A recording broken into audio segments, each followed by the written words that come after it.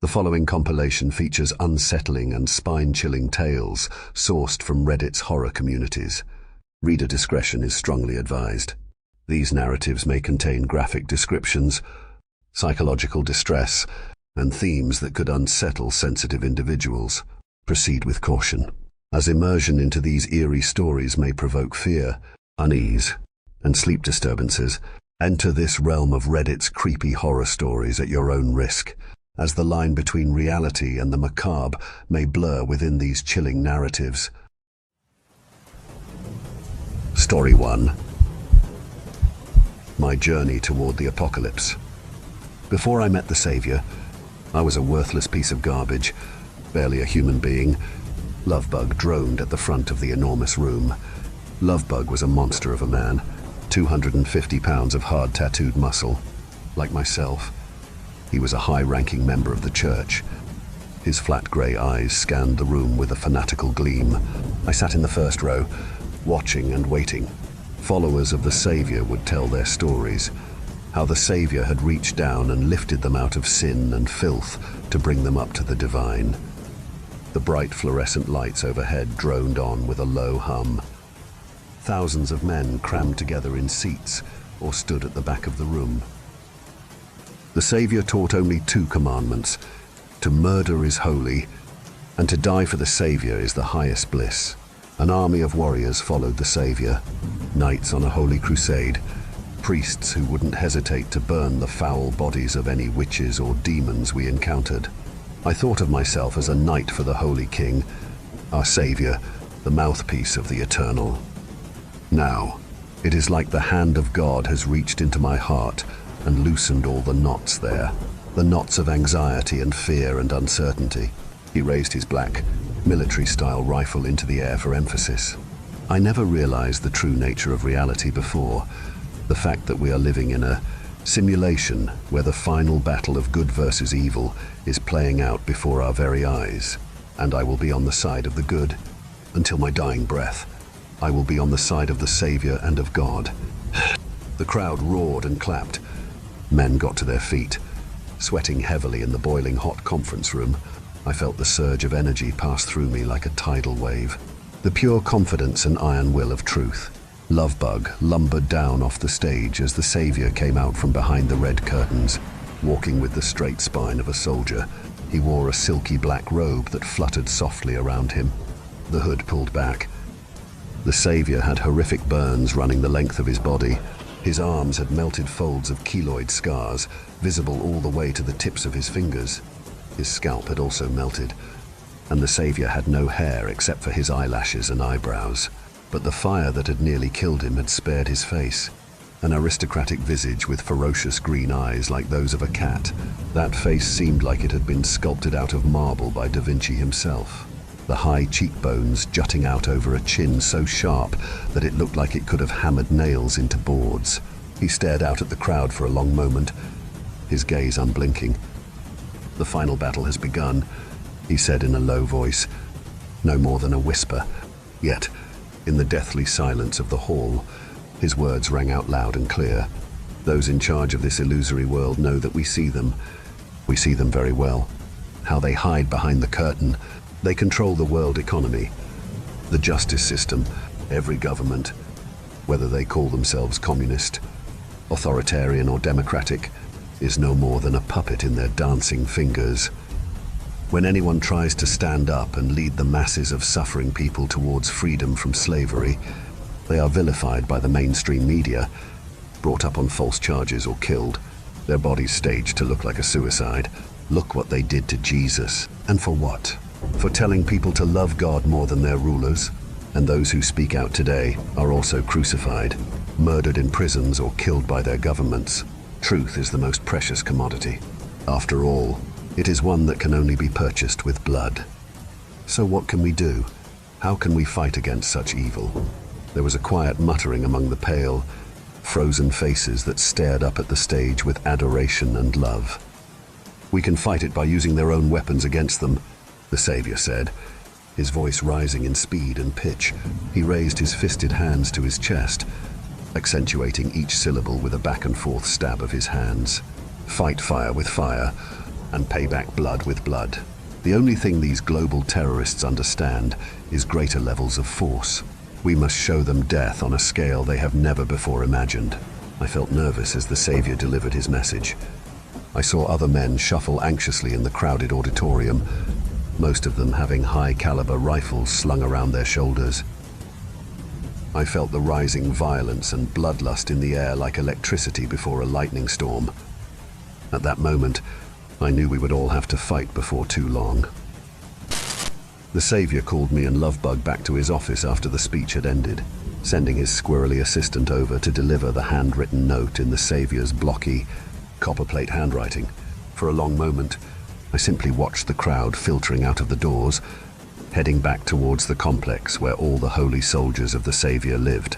Feeling dissociated and lightheaded, I followed behind the massive, muscular form of Lovebug, the heavy weight of the M16 bouncing against my chest. We pushed through the blood-red velvet curtains, winding our way past stage equipment and down a hallway of pure marble. Mystical paintings similar to those of Alex Grey covered both walls, showing the inside workings of the human body through art. It was as if the painter had X-ray vision and could see the heart chakra and the countless thin vessels that spiderwebbed up to the crown. But unlike Alex Grey's hopeful depictions of mysticism, these showed men and women being burned alive, crucified, decapitated or strangled. Dark colors composed the paintings, the dark blue of a suffocating face, the clotted red of an infected stab wound, the black of death. They captured the essence of struggle perfectly. The Savior's office had a thick mahogany door with silver engravings of leaves and vines running the length of it. At the top stood a single staring eye with 12 wavy tentacles emerging from the perimeter of it. The symbol of God, who the Savior had seen personally. God would sometimes speak through the mouth of the Savior, always during times of great tribulation or suffering. Lovebug knocked at the door. The Savior's deep voice echoed out faintly. "Come in." We entered slowly, the sprawling desk of the Savior filling half of the room. He sat in a comfortable chair behind it, reclining. On the walls behind him, he had pictures of Jesus, Saint Stephen, Gandhi, Hitler, Jim Jones, Shoko Asahara, and others who he taught had fought against the world elites and been killed for it. The Church of the Final Rapture was not a church in the conventional sense. The main teachings didn't revolve around the divinity of Christ or the nature of original sin.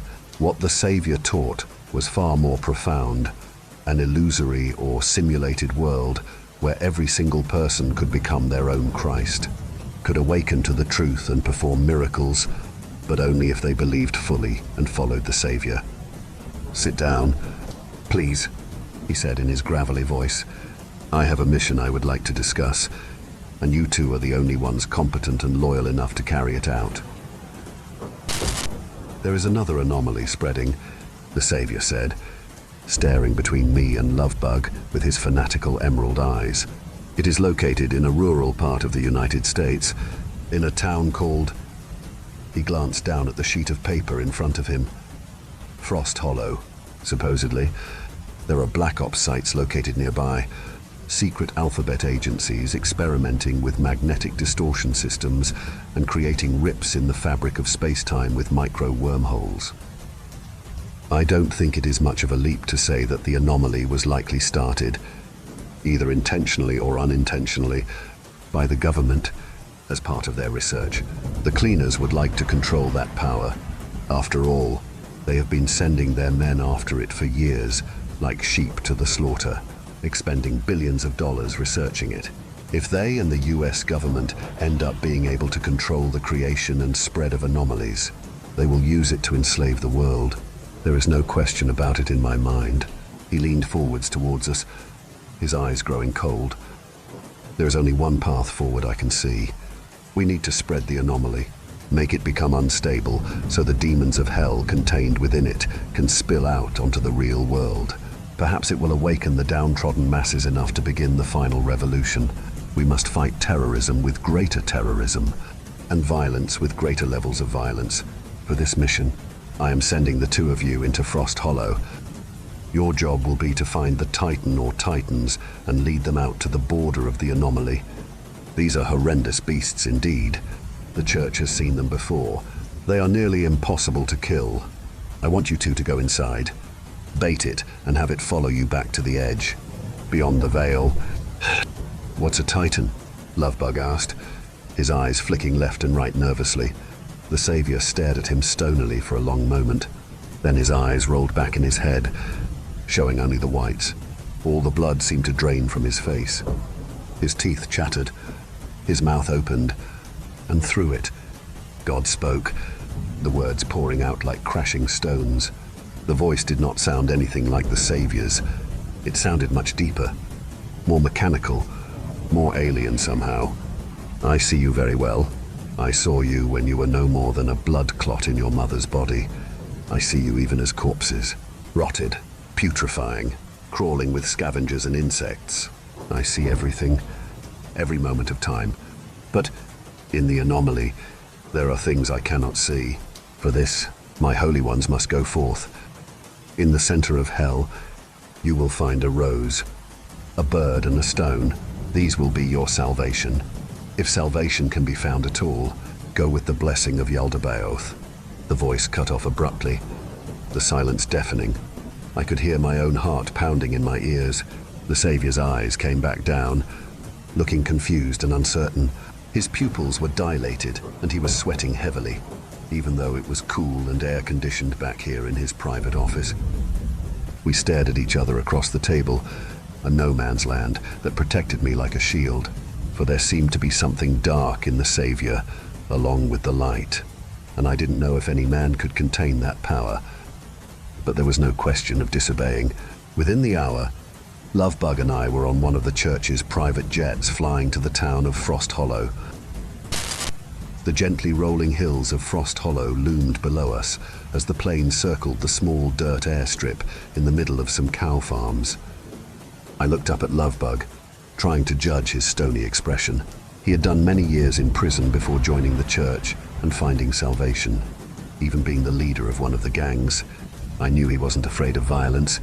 He had never told me what he did, what tortured him so much.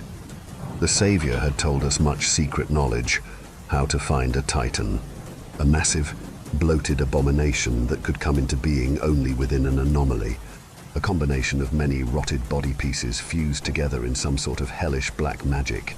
The Savior had spies around Frost Hollow and the surrounding towns who had been monitoring the anomaly, watching the unstable gateways leading in and out and mapping them as best they could. We would be given a fast car, plenty of weapons and some body armor. I had no idea how nightmarish the journey would become. However, I'm driving, Lovebug said as we descended the steps. A man in a black suit with the symbol of the eye and tentacles pinned on his black button-up shirt pulled up with a Mercedes AMG 1.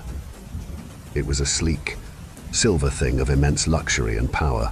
The craftsmanship made it look like a work of art. I sighed, keeping my finger nervously on the trigger of my rifle as I glanced around the strange, empty town. If this thing won't outrun a Titan, then nothing will, I said, trying to break the tension. I looked at the speedometer, seeing it went up to 220 miles an hour. Damn fucking right, Lovebug growled as we slid into the futuristic-looking leather seats. The engine turned on like a softly purring kitten. The GPS automatically turned on as well, the soft robotic voice leading us toward one of the more stable portals to the Anomaly. Lovebug sped down the empty forest roads of Frost Hollow, going twice the legal speed limit the entire way. The speed limit is only for the lowest common denominator, Lovebug said pedantically, waggling a tattooed finger for emphasis. The GPS said we would reach the gateway to the Anomaly in 5 minutes. Based on Lovebug's speed, I thought it would be more like 2. Someone who actually knows how to drive and isn't drunk or high can easily do 80 in a 40. Easily. I glanced nervously at the speedometer, realizing he was going over 100 miles an hour now. The sports car hugged the tight corners of the winding forest roads with absolute precision. Turn right onto Snake Island Road extension in 500 feet. The robotic female voice. Lovebug slammed on the brakes a few seconds later, the tires skidding and locking up. We looked around frantically, seeing no streets anywhere except the one we were on. "What the hell?" Lovebug asked. The night was crawling in by now, the darkness covering the forests like a curtain. I squinted, looking at the thick grove of trees on our right, scanning it back and forth over and over. After a few seconds, I realized there was an overgrown dirt path there with no sign. It was nearly impossible to see at night, however, and calling it a road was somewhat of a joke. "Oh, damn," I said. "They should have given us an SUV."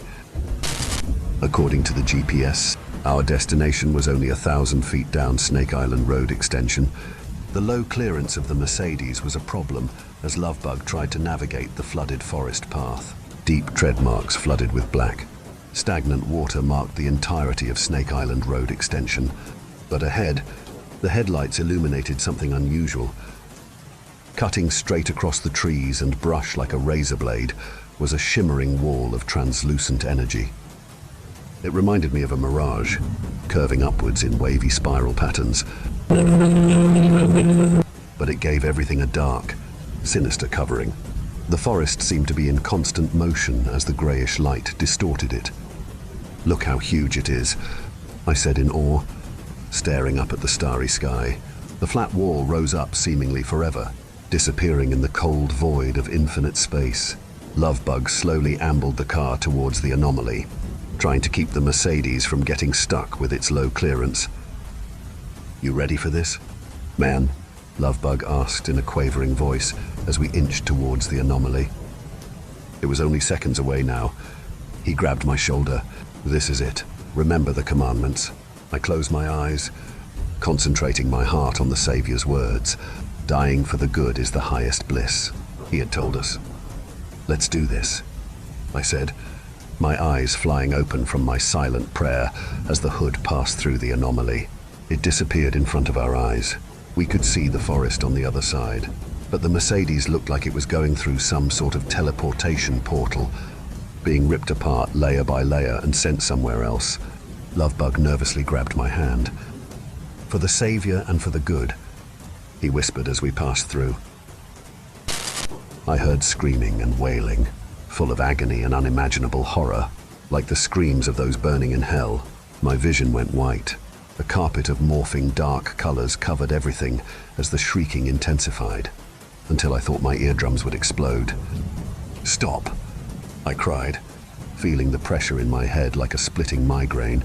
"Stop screaming!" I started kicking, punching, trying to get away. "Calm the fuck down," someone whispered, slapping me hard across the face. Stunned, I looked up, seeing Lovebug holding me down in the seat.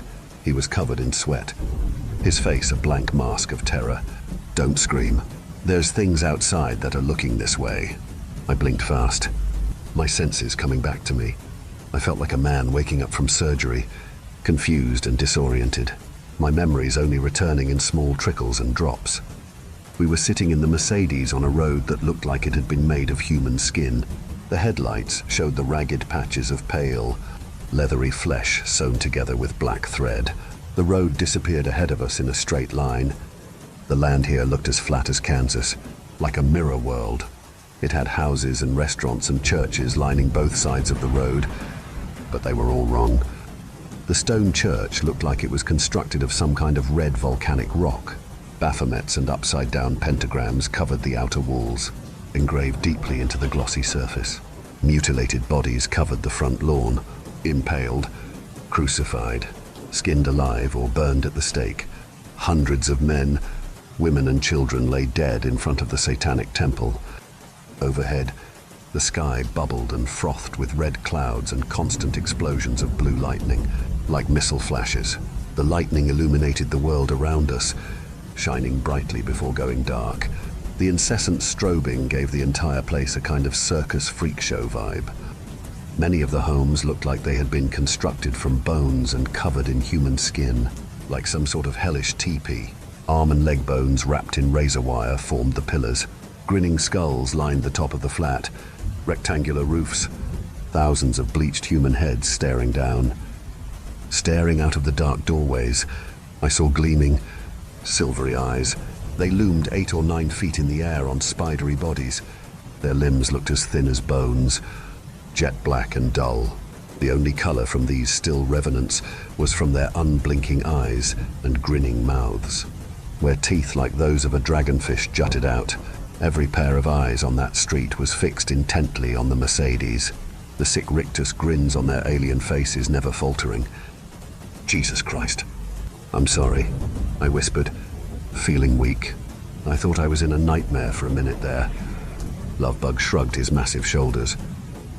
Yeah, I felt it too, though I came out of it a lot faster than you did, he said, glancing over at the satanic church as we passed. It had protective black spikes rising high into the air all around it. The broken body of a child who had been burnt at the stake stood in front of the gates like a death omen, his small, withered hand holding a black rose. Lovebug choked. Retching, he nearly rolled down the window until his eyes met the silvery ones of a nearby abomination. What's wrong? I asked, looking closer at the church. On top of the roof, I saw an enormous statue of a black raven. Its wings spread as if it were flying. It had 3 gleaming, silvery eyes embedded into the dark rock.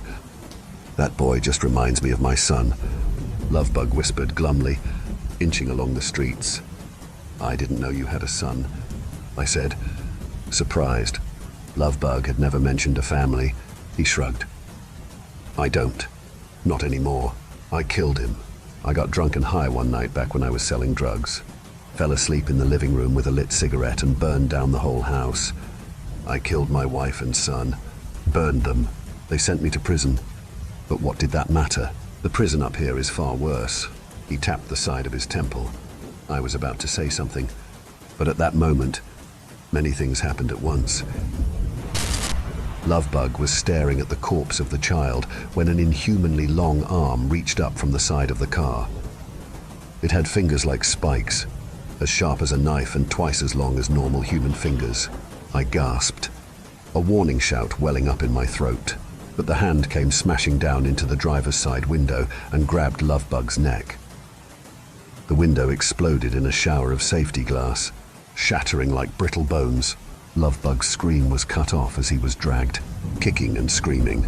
Out of the car, I swung open my door, leaping out and bringing my rifle around. The Cheshire Cat grin of the abomination never faltered as it held Lovebug in front of its body like a human shield. Holding him by the neck above the ground, Lovebug's legs kicked and squirmed, his face turning blue as he slowly suffocated. His eyes bulged from their sockets, panicked and rolling, uncomprehending in their total animal panic. I flicked on the laser sight. It danced over the ground, flashing over the body of Lovebug and the abomination, but I couldn't aim for its torso or face, as I would probably hit Lovebug in the process. It was far too close. I aimed for the monster's thin, skeletal feet, the black toes twisting over each other like the roots of a tree. The gunshots rang out as a deafening counterpoint to the thunder blasts. The monster gave a hissing gurgle as 2 bullets caught it in the right ankle. The creature seemed bloodless, and only dust and ashes rolled out of the exploded insectile flesh. It tried to skitter away, but its destroyed ankle caused it to fall forward, throwing Lovebug. His body rolled across the road, the soft leather that looked like it was made from tens of thousands of human skins. Gasping, his lips still showing a faint blue cast, he struggled to crawl away. I saw furtive movement from all around us. The creatures in the houses and doorways were moving forwards, drawn by the bloodshed or noise. Hundreds of glowing, silvery eyes surrounded us. I sprinted forward, dragging Lovebug to his feet. The church, I hissed. It's the only place. Still pulling the weak, confused Lovebug behind me. We staggered towards the black gates. They opened with a shriek of rusted metal. The creatures stopped at the gates to the blood-red church, simply staring at us like statues.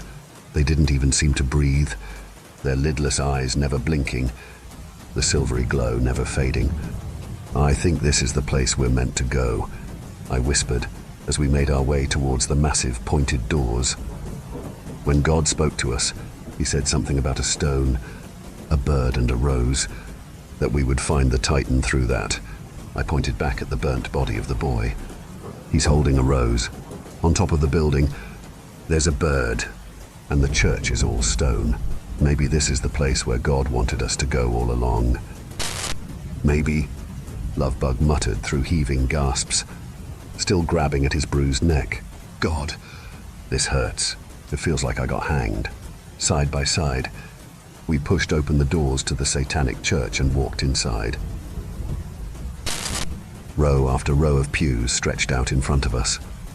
Thousands of black candles were set up all around the perimeter of the enormous chamber. They sputtered and flickered constantly, throwing dancing shadows in every direction.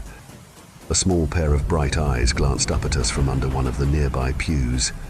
I nearly jumped out of my skin, pointing the rifle at them and yelling, "Show yourself! Come out now, or I shoot." Lovebug looked at me, confused. He hadn't seen it, but a few heartbeats later, a little girl crawled out, her eyes big and blue, her body an emaciated wreck. She wore ripped strands of what looked like leathery human skin to cover herself, tied together with black string. In one small, grime-streaked hand, she held a half-eaten raw mouse. "Please, don't kill me," she said in a small voice. "I'm Emma. My mommy and daddy got dragged away and I'm scared." I felt sick and weak looking at this small victim. I reached down and helped her up. "I wouldn't hurt you," I said, kneeling down to her level. "I thought you were one of the bad guys. This is Lovebug, and I'm Jack." "This isn't part of the mission, man," Lovebug said nervously. "What are we supposed to do with her?" "Well, we can't just fucking leave her here," I whispered back. "We need," but I never got to finish that thought. Because, at that moment, the church woke up. A red glow started at the front of the chamber, the altar where the priest would have stood and given speeches or Holy Communion. Here, they had a podium that looked like it was carved from a single block of obsidian.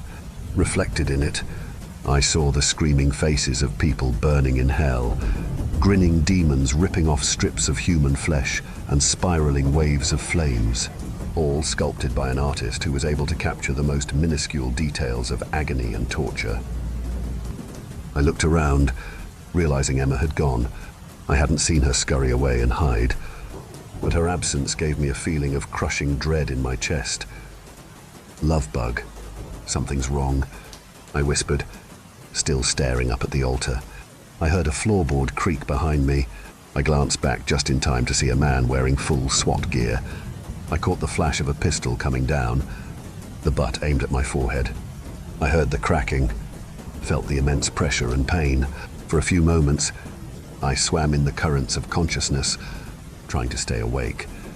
But then the blackness crept in and stole me away. I awoke suddenly, my hands tied so tightly behind my back that I couldn't feel my fingers. I felt sick and wanted to throw up. I quickly choked those feelings back down. I tried to shake my head to clear it, but that just brought jolts of pain like electricity shooting through my skull. Nearby, I heard a gunshot, then another. "Bring it." "Fuckers!" Lovebug screamed in an insane voice. The explosion of a grenade rocked the building, and I smelled choking black smoke. I opened my eyes, seeing 3 men in SWAT gear laying dead, their bodies scattered haphazardly around the chaotic scene. One wall of the church had blown outwards, the stone still sending out grey wisps of wavy smoke into the air. I looked at my partner, seeing he had a bullet hole in his left arm and another one in his stomach. He was bleeding heavily, but the adrenaline and insanity seemed to keep him afloat. For now, at least. I saw something walking towards us from the stage. It looked like a small boy, but black shadows spiraled up around his chest and face, translucent and shimmering darkly. He looked about 5 or 6, his skin pale and smooth. As Lovebug's face grew slack and distant, the boy abruptly erupted into flames. "Don't kill me again, Dad," the small boy whispered in a hoarse voice choked with pain. The flames rose from his head and skin, melting his flesh, blackening it. Drops of boiling fat dribbled off his nose and chin. "Don't send me to the dark place again, Dad." He continued creeping closer to Lovebug. moving like a lion stalking an antelope. Lovebug cried, his face going paler. Tears streamed from his eyes as the rifle trembled wildly in his shaking hands. For a long moment, he looked torn, the finger tightening on the trigger as sobs escaped his chattering lips. "Kill it." "Lovebug!" I screamed. "Don't let it get to you!" But as he dropped the rifle and knelt before the small boy, I knew it was too late. The shadows spun faster and faster around the burning, dying body of the boy. He gave a scream of soul-shattering agony, reaching out to a small hand towards Lovebug. "Help me!" the boy cried. Lovebug hesitated before bringing an arm up to take the boy's hand. "I missed you, Robbie," Lovebug said before his fingers brushed the boy's. The boy lunged forward, grabbing Lovebug's hand with an iron grip. I saw Lovebug's eyes widen in shock and surprise. A moment later, I heard the bones in his hand grinding together before breaking with a sound like snapping tree branches. The boy's eyes darkened into jet-black orbs, the melted lips splitting into a sadistic grin. "I missed you, too," the thing hissed as its right arm changed, melting and reforming into something black and blade-like. The insectile limb swung forward in a blur, coming straight at Lovebug's heart. He gave a panicked squeal a moment before it hit, trying to pull away with all of his considerable strength, his face turning chalk white as the shattered bones in his hands ground together. I closed my eyes, rolling away, trying to undo the knots that held my hands in place. Lovebug must have been greatly outnumbered. He would never have let that man tie me up. I heard the sounds of tearing meat and crunching bone nearby. Lovebug's final breaths gurgled through the air, but I still kept my eyes closed. Not wanting to look, I felt a small tickle on my wrists, then heard a little voice next to my ear. "I'll get you out of here." I waited a few moments, then I heard the rope snap. I looked back, seeing her holding a piece of sharp, broken glass in one tiny hand. In her other, she had the car keys. I wondered how she had gotten them. The little pickpocket. "Thank God," I said, rubbing my wrists. I looked around for my rifle, seeing it was laying next to the body of one of the SWAT guys. I wondered who these men were.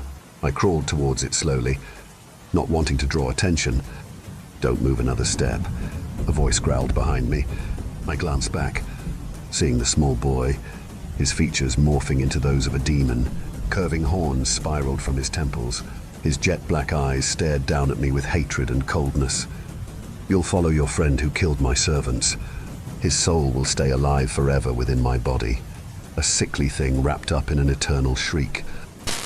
"Fuck you," I cried, lunging for my rifle. Emma disappeared behind a pew, running on all fours without looking back. I spun as I hit the ground, turning the barrel towards the morphing face of the shapeshifter. Its jaw unhinged, a snake-like tongue flicking out as it flew through the air towards me. Hollow fangs dripping clear venom grew from its mouth in a heartbeat, elongating and sharpening before my very eyes. I fired twice, the bullets entering through its mouth and coming out the back of its head. Its flesh disintegrated in an instant, the body turning into light, grey ashes that disappeared in the breeze. Breathing hard, I waited, wondering if it was all over. I heard a rumbling far below me, as if an earthquake was starting. A moment later, the church floor exploded upwards, sharp rubble and splintered boards flying in every direction. "It's coming!" Emma screamed, running over and grabbing my hand. I lay there, shell-shocked and unmoving for a long moment. In hindsight, the girl was a natural-born survivor with much sharper reflexes than me. It was likely the only reason she survived as long as she had. "The Titan," I whispered grimly, trying to pull myself up to my feet, but it was like trying to walk on a heaving, sinking ship. Parts of the floor collapsed down into a seemingly never-ending abyss beneath us. Near the stage, I saw hundreds of long, pale arms pulling something bloated and monstrous out of the ground. It was a Titan, and no explanation can ever convey the true horror of that thing. It looked like countless human corpses had been melted together, fused into a ball with sagging, boneless chests, deformed faces and millions of writhing maggots. It groaned and gurgled with many lungs, exhaling a rotting, sulphurous breeze that made me want to retch. A soft susurration of many pained, muttering voices continuously emanated from the Titan. "Emma!" Run! I screamed, but she was already sprinting back towards the front door of the church. I backpedaled, afraid to look away from the creeping monstrosity, the juggernaut of rotting flesh moving towards us. I heard the Titan closing the distance as I sprinted through the front door. The abominations with the silver eyes still slunk around the gate. Blocking the car, I raised the rifle, firing blindly at the creatures, careful not to hit the little girl. "Go to the car!" I screamed at Emma, feeling around for the keys. As the abominations saw the Titan, those still alive scattered, moving in a blur back into the shadows and homes of this rotten place. The Titan broke the front wall of the church, sending splinters of red stone flying in every direction like bullets. It groaned and gurgled faster, its sickly cries more insistent. I ran to the Mercedes, starting it up and pressing the accelerator to the floor. I pulled a U-turn, heading back to the border of the Anomaly. The engine roared, the car bucking like a wild stallion as it pressed me and Emma back into our seats. But the creeping Titan continued gaining speed behind us, and for a few seconds, I feared we would be crushed to death under its massive weight. The Anomaly shimmered ahead of us. I crashed through it at 200 miles an hour, skidding wildly as the Mercedes hit the dirt road. I nearly flew into a tree. I managed to right it at the last second, pulling onto the paved street as the Titan broke through behind us. It followed us out. It's in the real world now. Story 2. The Red Hive. I used to make videos, not to a large following, just little interesting clips about life in a small town and the various people who live there. It wasn't just content for the sake of content. It was a record to show what life was like in the 2020s for the folks of Tomskog, Minnesota. I'd done a couple of videos already. One was about the old couple running the corner pub. One was about a landlord. And another was about the principal of the local high school and their apparent pool troubles. Long story. I was doing a shorter video about a woman named Marla. She was a beekeeper who worked with moving intrusive hives. This kind of content gets a lot of views, so I figured I'd do a more compact but better edited video this time around. I'd done my research, prepped my gear, and was rearing to go. I met Marla on a Thursday morning in late May. We took her pickup, had a gas station sandwich for breakfast, and stopped for a quick coffee. I talked to her a bit about her job, her life, and her aspirations, small town stuff. She was the kind of woman who was happy as long as she could keep up with her payments and have a bit left over for a Netflix subscription. Wholesome. She drove me out to the site of the day, talking to the camera as we went. We were turning further and further off the paved roads as the suspension struggled against weeds, rock, and gravel. "There's a hive near a walking trail," Marla explained. "A couple of folks called in about their dogs getting scared. It should be fine, but we're gonna gear up just in case they're mistaken." "You expect us to get stung a lot?" I asked. "Not really," she smiled. "Not if you know what you're doing. But there've been times when folks have called in about a hive and it turned out to be paper wasps. Not as pleasant as honeybees." "No," she laughed. "No, they really aren't." We passed through a section of trees that covered both sides of the road, the branches hanging low enough to scrape the hood of the car. Emerging on the other side, a field opened up to our right, a large, wide-open field, covered from end to end in blue sunflowers, a local variety that is, apparently, sort of rare. I asked Marla about them. "The blues?" "Yeah.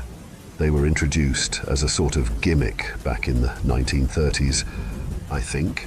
1940s, maybe. They're actually quite invasive. I'm surprised there aren't more of them around.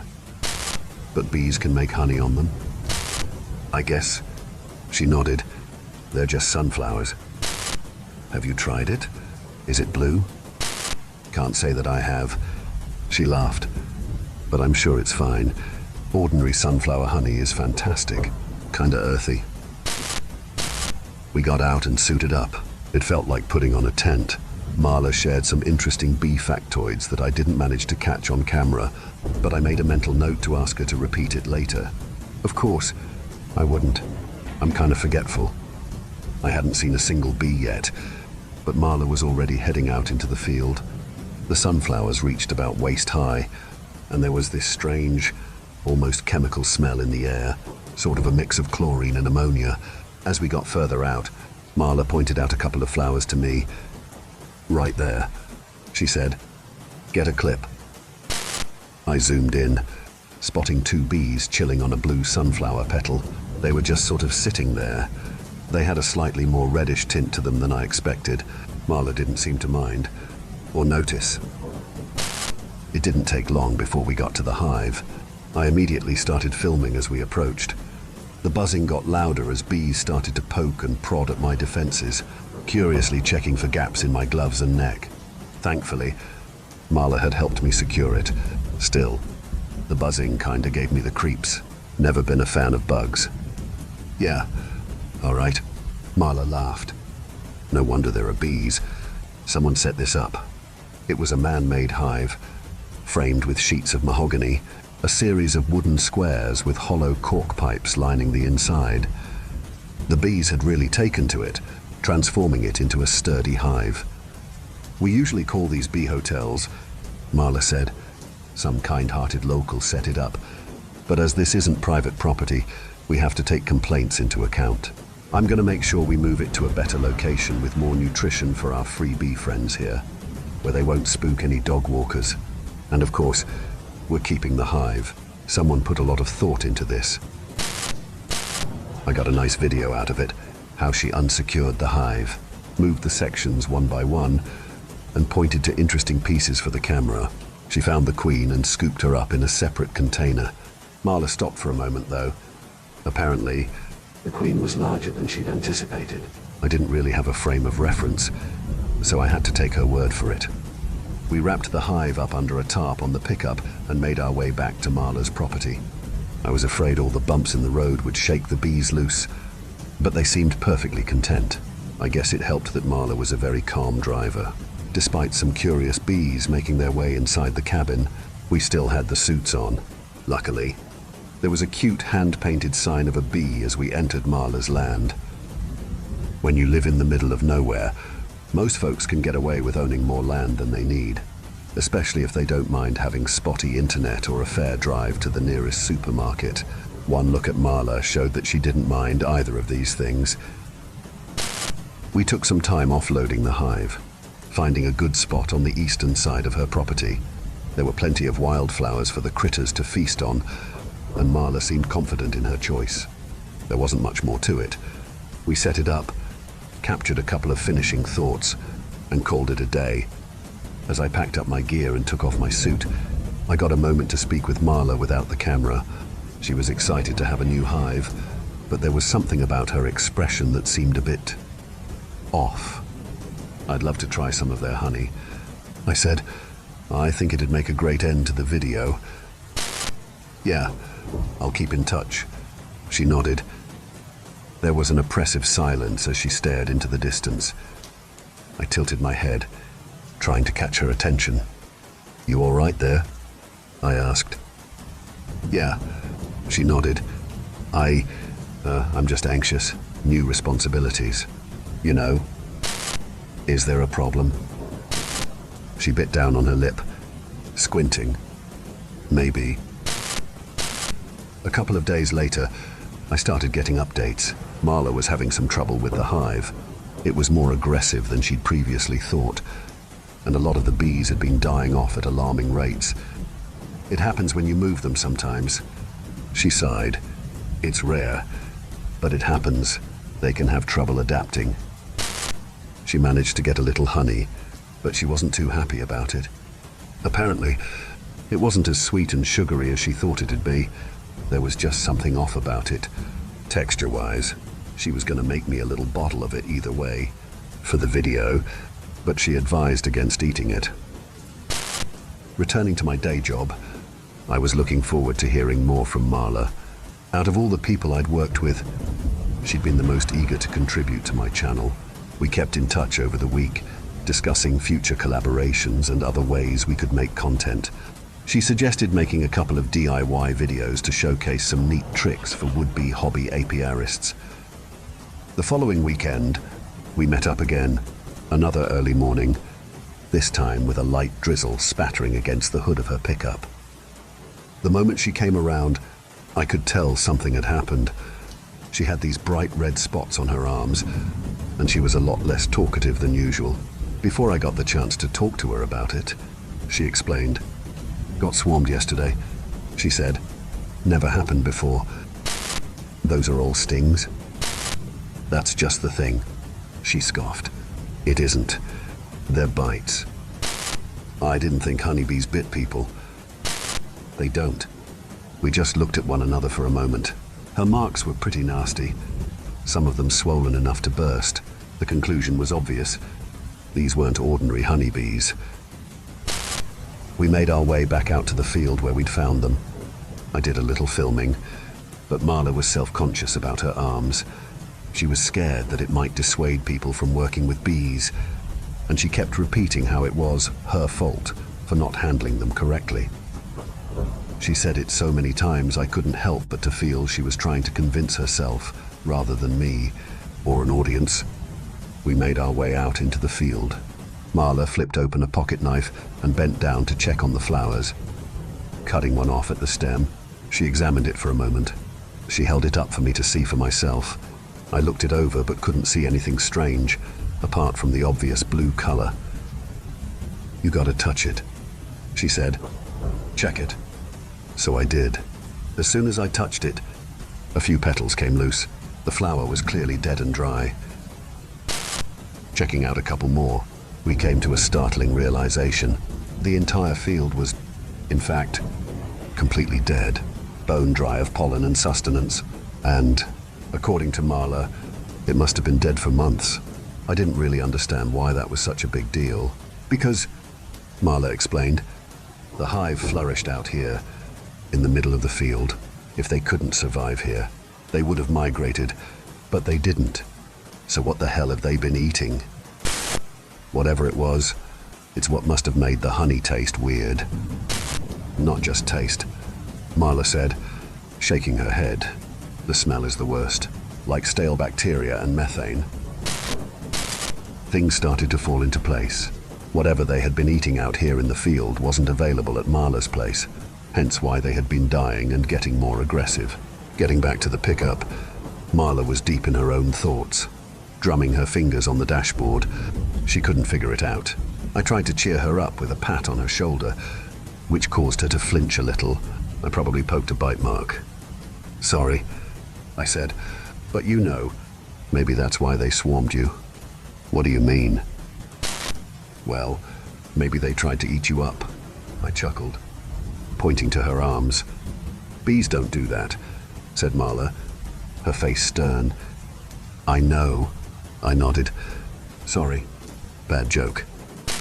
But I could tell I'd planted something in Marla's thoughts, something that worried her. She explained that there was indeed a kind of bee that was carnivorous.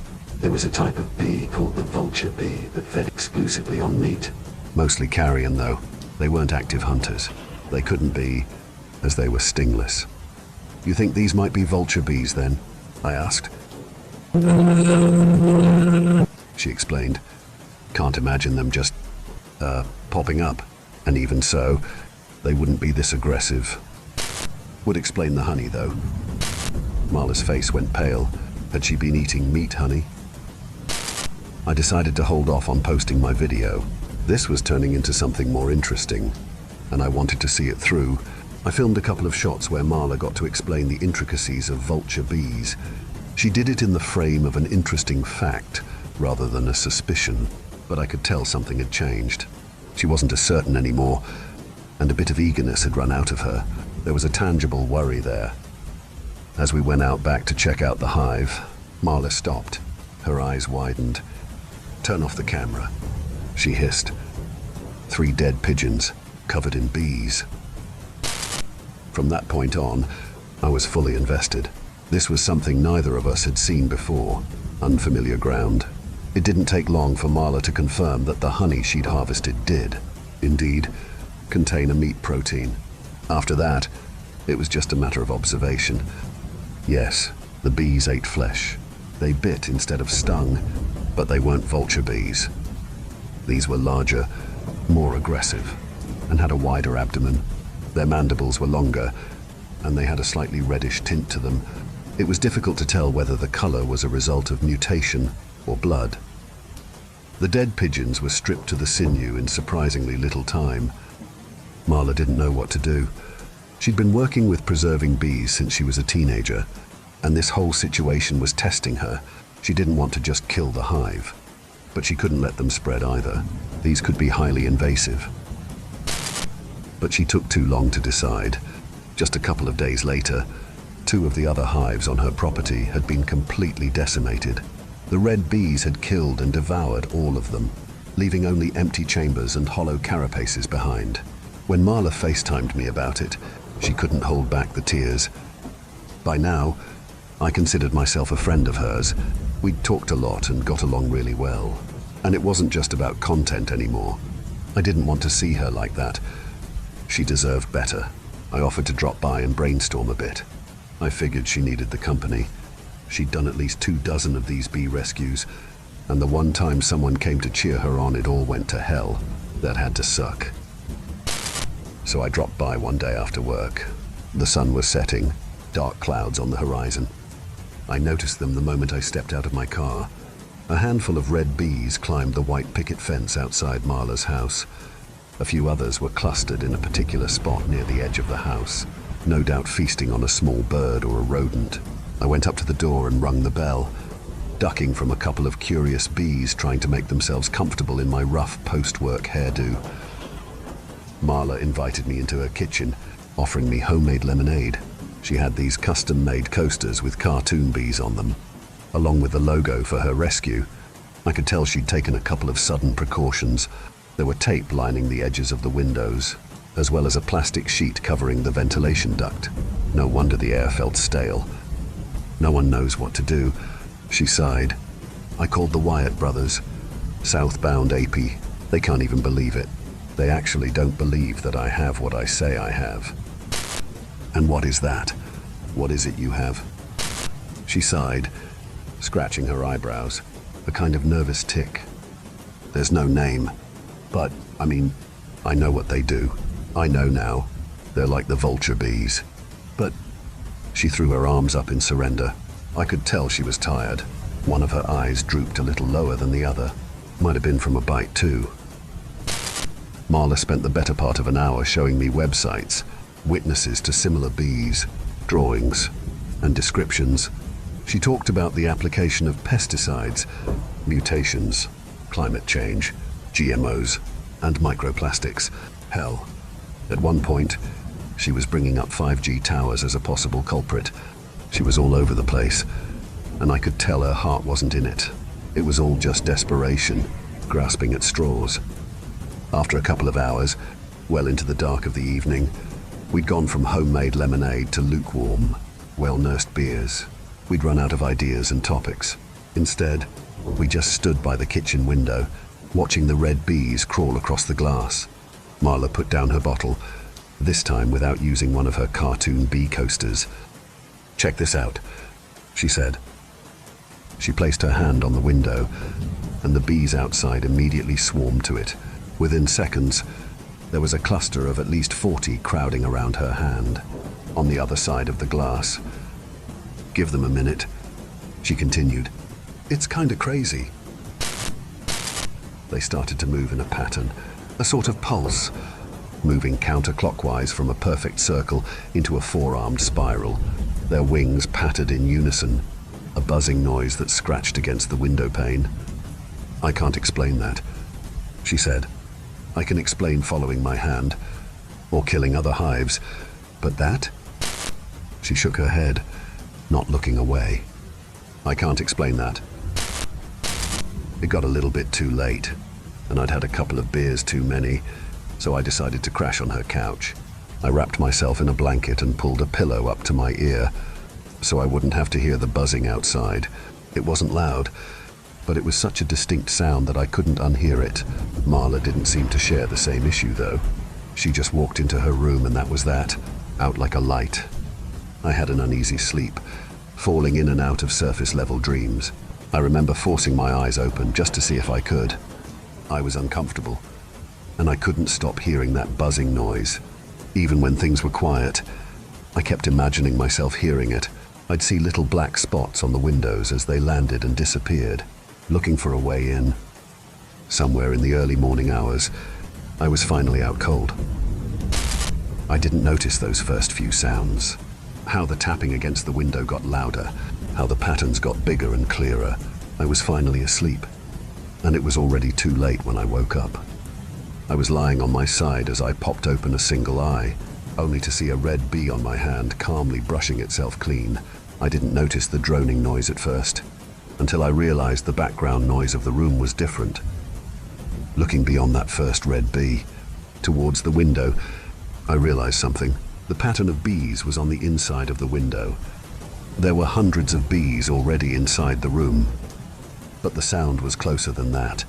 It was all around me, and somewhere in the background, I could hear a breeze. Was the front door open? I tried to stay completely still, but I could feel something in my chest tightening. I wanted to brush the bee off, but I couldn't bring myself to move. Something was holding me back, keeping me from just waving my arms around and getting out. There was something more to this. Seconds later, there was a noise, a rising murmur, like a moving mass. Best way I can describe it is a vibrating burlap bag followed by meaty footsteps. Not loud, but not quiet either. Someone didn't care too much about waking me. If there was ever a time to get up, to run, or to fight, that was it. But all I did was lie there, staring at that one red bee on my hand, listening to something slowly approach from behind. It's as if I knew how badly outmatched I really was. I could feel something shift as the side of the couch was grabbed, creaking noises as fingers dug into old leather, snapping sounds, sinew and muscle stretching and realigning under a thin layer of skin, forced breathing and hissing descending on me from above. Little sniffs, then silence. I held my breath. Yo, UTOOK MYHIVE. Less of a voice, and more of a collision of wings and carapaces, a shaped buzzing. The red bee on my hand looked straight into my eyes. Not a single twitch. Nothing. I whispered under my breath, trying not to move my mouth. I didn't. There was a pause, a sudden shift as someone stepped back. A little moving mass came loose, dropping on top of my blanket. A handful of red bees, carefully spreading out to investigate me. Behind me, footsteps leading into Marla's bedroom. I could hear her deep breaths from here. I stayed completely still. I was unharmed. I'd be fine. I just had to wait. Every nerve in my body felt like it was put through a white fire. Still, and desperate to explode into action, as little creatures made their way across me, carefully looking me over. The pores on my skin were screaming at me to move, itch, and shudder. I could feel the hairs on my neck rise, only to be tugged on by eager mandibles. Then, a scream. Marla screamed. A bloody, mind-piercing screech. The kind of scream that you just know means pain. Hearing it was like feeling a physical push, and I couldn't hold myself from acting any longer. I rolled off the couch, trying to shake the bees off. The cluster on the window exploded into a disorganized attack, swarming every piece of me, and the room, and the adjoining kitchen. They were inside my clothes, in my hair, in my eyebrows, and they were going to eat their fair share. Every bite was white-hot fire, followed by a sudden stinging cold. I ran outside.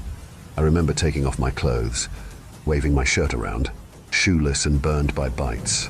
I ran from her house, making as much space between me and the hive as possible. There was this blur of buzzing, biting, flailing, and screaming. Some of it mine, some of it Marla's. In the distance, little red spots crawling across my waving shirt. I threw myself on the ground, rolling in the grass. I smacked my body with the palm of my hand over and over, ensuring me that the little tickle I felt wasn't another one of them. Then I just lay there, panting in the grass. They were gone. A single red bee on the palm of my hand remained, carefully brushing itself before casually flying off. I could feel the soothing morning dew on my cheek. I slowly sat back up, leaning against a tree. I could see Marla's house in the distance as I gasped for air. There was a heaviness to my lungs, like I couldn't completely fill them. A man stepped out, or at least the shape of a man. It was hard to tell at that distance. It was as if he wasn't completely solid. His silhouette kept shifting even as he stood still. He stopped in the doorway, looked me way, and just sort of dissolved. I burst into action. My phone was still inside, but I had a backup in my car. I wrestled it out of the glove compartment, staining the driver's seat with spots of blood. My fingertips were bleeding, making it hard to call emergency services. My cheek and tongue were swollen, making it even harder to speak. I made my way back inside as I frantically explained what had happened. What would you even call it? An assault? Marla wasn't in her bedroom, but there was plenty of blood. There was a sound further in. Her shower was running. She'd made it to her bathroom and dropped into her tub. She'd turned on the water, hoping to keep them off. The end result was her ending up swollen and unconscious in the bathtub. Dead bees bobbing in the water around her, some still twitching. It was horrifying. She was bitten. And it wasn't just from bees. There were miscolored marks from all kinds of stings, coloring her skin both a burning red, a pale white, and a faint green. Her neck was almost as thick as her head, but she was alive. Emergency services arrived. They managed to keep her alive, but she had to be put on a ventilator.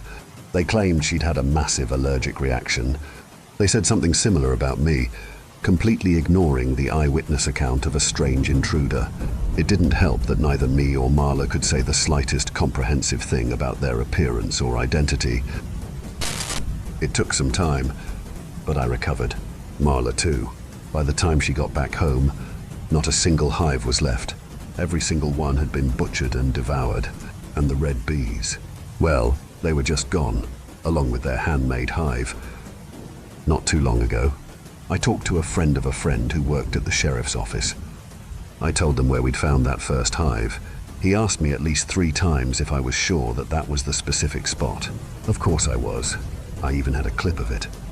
Turns out, that place had been the discovery site of at least half a dozen unidentified bodies a couple of years ago, which, in turn, made me wonder. A couple of wanderers in the area had spoken about finding dead animals on the trail, only for them to be gone the next morning. It wouldn't surprise me if that field was littered with bones. But with the way these things work, there is no telling what else might have gone missing along that trail. That conversation is what spurred me to write this all down. Marla and I will never publish that video. And for all intents and purposes, neither of us will bring it up. This never happened. This couldn't be real. We can't move on with our lives if we keep talking about it, because there is nothing we can say that will make it all right. Instead, she has new hives. She has a new smile. And for a while, I think we can lie to ourselves just enough to make it. Story 3. I never left the house. My name is Lucia, and I have no idea of what my life even means. I think I'm somewhere around 18 years old. From what I saw on the internet, it seems to match me, but no one ever told me my age or my birthday. Apparently, most people celebrate their birthday by gathering people together and eating. At least that's what I understood. I'm still figuring things out. I should probably start from the beginning. I'm losing myself here. As far as I remember, I always lived here, in the house, and I never left it. The grown-ups around us always told us that there was nothing to see outside of it, and that it was for our own safety that we were kept here. And honestly, until these last few weeks, I never questioned it. I have one room to sleep, one room to wash myself, one room to eat, one room with computers, and one room where I went when they had to check on us. I shared all these rooms with Peter. Peter is the only person I've known for my whole life. The grown-ups that take care of us. They come and go. I think I've never known one that stayed more than 6 months, maybe, apart from Tyler and Debbie. But Peter, he's like me. I think he's around my age. Again, I'm not sure. We always got along. Peter is nice. He's my friend, and we know everything about each other. I really like him. All of our days were always the same. We woke up to the sound of an alarm and got dressed. After that, we went to the checking room and grown-ups were looking at all sort of things on us. They were inspecting our skin, the inside of our mouths, listening to our heartbeats, and many more things. It always ended with an injection. They never told us what was in these shots that we always got, just that it was necessary. After the check, it was time to eat. The food was good, but it's all I ever had, so I can't really tell if it's that great. When we finished eating, it was time for the longest part of the day. We got out in the yard and waited. The yard had a bench, a climbing wall, a space to play basketball and soccer, and that was pretty much it. There was just one more thing. The whole yard was surrounded by buildings, except for one side, where there was a high fence. On the other side of it was a road and other buildings, and all day long, people would be there, watching us. Some were talking, others writing or taking pictures. They never stayed longer than 15 minutes. And when someone left, someone else was taking his place. Our instructions were the same since we were little. Ignore them. You might think it's hard to do, but when you're used to it, it's actually not that hard. Peter and I spent hours trying to reach the top of the climbing wall. Playing soccer, he's better than me, and basketball, I'm better than him. Talking, it was boring sometimes, but we found ways to make it entertaining. After something like 6 hours in the yard, we were allowed back inside, in the room with computers and books and CDs. It was our favorite moment of the day. We listened to music, played games on the computers. We had internet, but they said it was all fake, only made for entertainment in the past. Basically, they explained that what was on the internet was all from a long time ago, and that nothing we saw there still existed. It didn't really matter anyway. We were happy to play games and watch videos. However, we were strictly forbidden to interact in any way. We especially liked videos with animals. It was fun. After a few hours in that room, we had learning time where we watched videos that were teaching us different things, like talking properly, counting to 100, things like that. Then it was time to eat again. Then another check, another injection, after which we had to wash ourselves before going to sleep. So, as you can see, our lives weren't exactly thrilling. I can count with my fingers every time something was just a little different. I remember a few years ago, instead of grown-ups, there was a group of kids on the other side of the fence. They stayed for a few hours, and we were told that we were allowed to talk with them. Peter and I were pretty excited, so we went closer from the fence than usual and waited. We didn't exactly know how to engage in a conversation, so we just kind of sat there, waiting. Most of the kids were laughing. I think they were mocking us from what I understood, but a few of them actually talked with us. They asked us various things, like our favorite song, what we liked to eat, our daily lives. We asked them the same kind of questions, to which they answered for the most parts. They apparently couldn't talk about their lives. It's one of my favorite memories ever. Since these last 2 years, we also have Tyler and Debbie. They're the only grown-ups that we know the name of. They bring us our food, take us from one room to another, ask us if we need anything, and once a week, they come in the yard with us for a few hours. They play soccer and basketball with us. It's a lot of fun. They're the first grown-ups that we've really known ever, and with who we have actual conversations. A few years ago, I think 3, there was also an incident. It had been a while that I was looking at Peter a bit differently, and he kinda was too. When we were showering, we were looking at each other's bodies a lot, and we didn't really know why. I personally simply couldn't help it. It felt weird. Once, we talked about it in the yard. We both felt like we wanted to touch the other one for some reason, and to be very close from each other, especially in the shower. He didn't understand why either.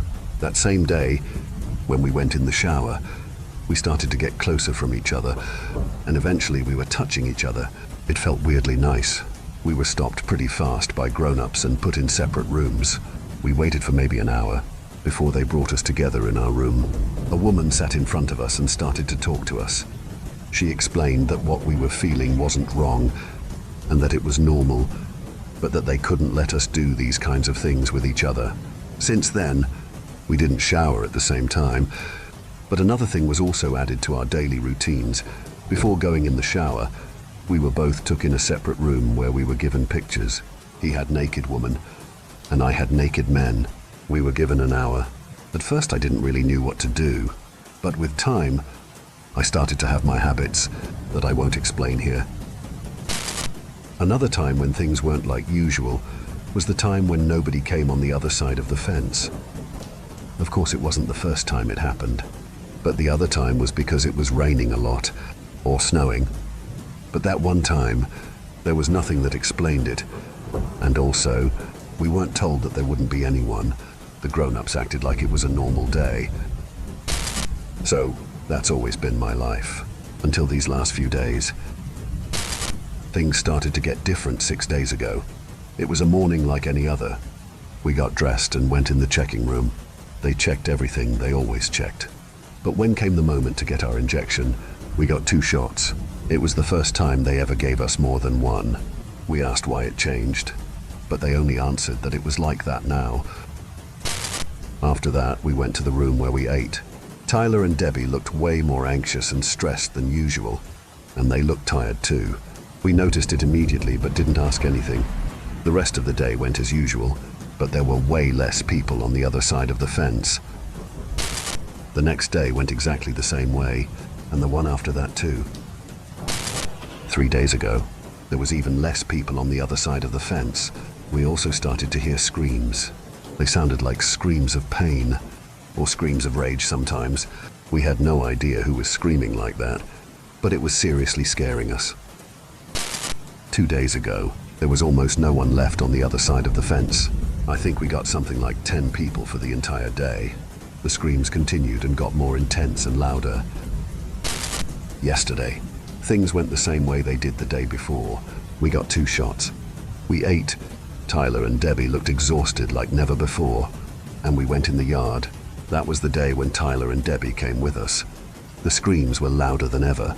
As we were sitting in the yard, we dared to ask them what they were, but they answered that they didn't know what we were talking about. We didn't insist, but they were clearly lying as they reacted to each scream like us. They didn't have the strength to play anything, so we just waited. Nobody came to see us all day. Tyler and Debbie spent most of the time talking together until just before the end. It was almost time to get back in when they asked us to come closer to them.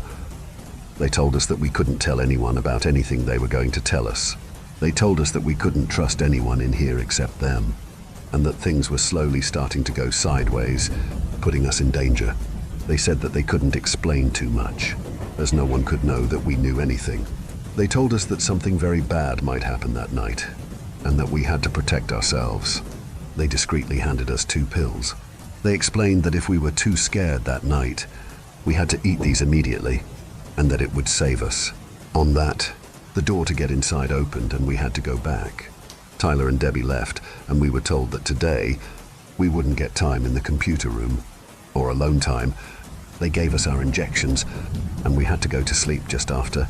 It was very rushed, and after what Tyler and Debbie told us, we were very anxious when the lights turned off. We really wanted to sleep close from each other, but it was forbidden since what happened 3 years ago. We talked a bit, but none of us really knew what to do of the things we were told earlier. We couldn't find some sleep, so we just stayed awake for a few hours. Eventually, we started to hear screams. It was close. They were screams of pain, and they were getting closer and closer from our room. None of us said anything. We were petrified. The door was locked, and we had no idea of what was going on. The screams were now clearly coming from the hall just outside of our room. There were people running, others screaming for help, and we could also hear screams of anger. Whatever was happening behind the door, we were praying that it would stay there.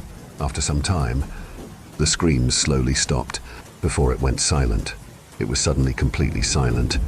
I stayed like that for almost 2 minutes, during which Peter and I were trying to make the less noise as possible. Without any warning, something started to hit our door. It was punching it, smashing it, screaming. The door was going to break at any moment. We couldn't hide our fear and started to scream for help. Both of us were crying. It was a matter of seconds before it broke, and Peter yelled at me to take my pill. I took it out of my pocket, looked at him, and we both swallowed it. My last memory is the screams getting louder, and then it's the blackout. I woke up in my room today. I was devastated to find that Peter had disappeared. The door was broken, and I had access to the hallway. I slowly got out of my bed and walked carefully towards it. Nothing could have prepared me for what I saw when I reached the hall. The whole place was covered in blood, everywhere. I never saw that much of blood. It was on the wall, on the floor. I was a bit shocked, but I soon realized that there was absolutely no bodies. I thought it was weird. I yelled for help, hoping that Peter, Tyler, or Debbie would answer, but I had no answer. I walked towards the other rooms. There was still power, but all the rooms that I had access to were empty. There was absolutely nobody. There were other stains of blood all around the place, but not as much as in the hallway. I took the time to eat something fast. As the door to the kitchen was opened, I grabbed some bread and stuffed it in my mouth before exploring more. The only places that I had access to were the one that I was using in my daily life, and the kitchen and some offices in the hallway that were usually locked. I had access to the yard too. I wandered more when I saw something moving behind the climbing wall. I approached slowly and found a girl. She was probably 9 years old. She was wearing the same thing I was, and she looked terrified. She was dirty and way too skinny. I tried to reassure her and to know her name, but soon found out that she wasn't talking. I don't know if she can't talk or if she just doesn't want to, but she didn't say anything. My first instinct was to bring her some food. She ate a whole bread and some apples. I tried to communicate, to ask her who she was, what happened last night, but had no answers. At least, after I made her eat and brought her back inside. She didn't seem to be scared of me anymore. I tried to look everywhere for more people, but didn't find anything. I eventually decided to tell my story here. I don't know if what they told us about the internet being something from the past is true, but I guess I'll find out by posting here if someone answers. I have no idea what to do now. So, if someone reads this, I'm open to any form of advice. Thank you. Thank you for venturing into the darkness with us. If you dare to explore further, be sure to subscribe to our channel for more spine-tingling tales of horror and the supernatural. Remember, the shadows hold endless mysteries, waiting to be unveiled. Stay tuned for more bone-chilling stories as we continue to traverse the eerie depths of the unknown together. Until next time, may your dreams be free from the haunting echoes of our tales. Or perhaps not.